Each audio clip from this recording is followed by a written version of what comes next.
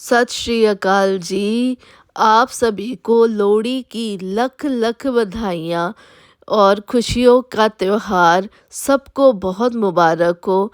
यह त्योहार मूंगफली और रेवड़ियों की मिठास का दिन है। मेरी अरदास है कि लोहड़ी की यह पवित्र अग्नि आपके जीवन के सभी दुखों को जला दे और आपके घर आंगन को सुख समृद्धि और गुरु साहिब की कृपा से भर दे। इस पावन मौके पर आइए आज की वीडियो की शुरुआत श्री गुरु नानक देव जी की उस अनमोल वाणी से करते हैं जो हमारे जीवन को रोशनी से भर देती है। जपजी साहिब का पाठ। मैंने अपनी वीडियो में जपजी साहिब की 2 पौड़ियों का अर्थ और उसकी वीडियो डाली है। आज तीसरी पौड़ी के अर्थ को समझेंगे कि गुरु साहिब हमें क्या फरमाते हैं। गुरु नानक देव जी केवल एक गुरु नहीं बल्कि वह प्रकाश है जिन्होंने मानवता को भटकते हुए रास्ते से निकाला। उनकी महिमा का वर्णन शब्दों में करना बहुत कठिन है। उन्होंने सिखाया कि ईश्वर एक है और वह कण कण में विराजमान है। उनकी वाणी जपजी साहिब ब्रह्मांड के रहस्यों की कुंजी है। जब हम उनके चरणों में ध्यान लगाते हैं तो मन का अहंकार मिट जाता है और प्रेम का संचार होता है। वे निर्मल पथ के प्रवर्तक हैं जिन्होंने जात पात और ऊंच नीच के भेदभाव को मिटाकर मानस की जात को पहचानने का संदेश दिया। तीसरी पौड़ी में गुरु साहिब फरमाते हैं कि उस परमात्मा की शक्तियों का गुणगान करना किसी के वश में नहीं है। हर कोई अपनी बुद्धि और सामर्थ्य के अनुसार उसे गाने की कोशिश करता है। गावे को ताण होवे किसे ताण, गावे को दात जाने निशान, गावे को गुण वडियाई आचार, गावे को विद्या विखम विचार। कोई उसकी शक्ति को गाता है तो यदि उसमें इतनी सामर्थ्य नहीं है कि वो उसकी शक्तियों को पूरा गुणगान कर सके। कोई उसकी दी हुई दातों को गाता है जो उसकी दया के निशान है, जो बख्शिशें गुरु साहिब ने करी है। कोई उनके सुंदर गुणों और उसकी बड़ाई को वर्णन करता है। करोड़ों लोगों ने उसकी महिमा का वर्णन किया, फिर भी उसके गुणों का अंत नहीं पाया जा सकता। श्रद्धालुओं का विश्वास है कि जपजी साहिब का पाठ दुखों का नाश करने वाला एक अचूक मंत्र है। वह एक समय की बात है, एक व्यक्ति बहुत ही मानसिक और आर्थिक तंगी से गुजर रहा था। वह शारीरिक रूप से भी बीमार रहता था। वह एक संत के पास गया और अपनी व्यथा सुनाई।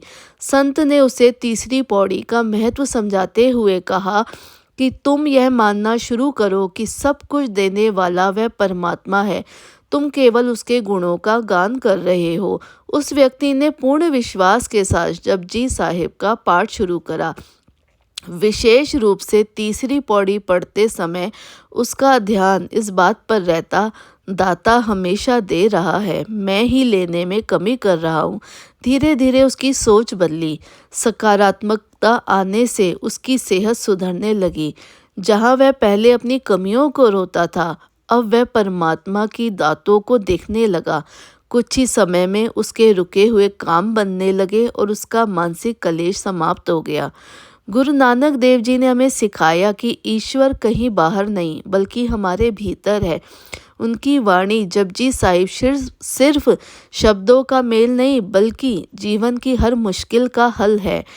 इसकी तीसरी पौड़ी के अर्थ को गहराई में समझते हैं और ज़्यादा हम इसके भाव को पहचानने की कोशिश करते हैं कि गुरु साहिब कहते हैं कि उस ईश्वर की ताकत इतनी बड़ी है कि उसका वर्णन पूरी सृष्टि के लोग भी नहीं कर पाएंगे।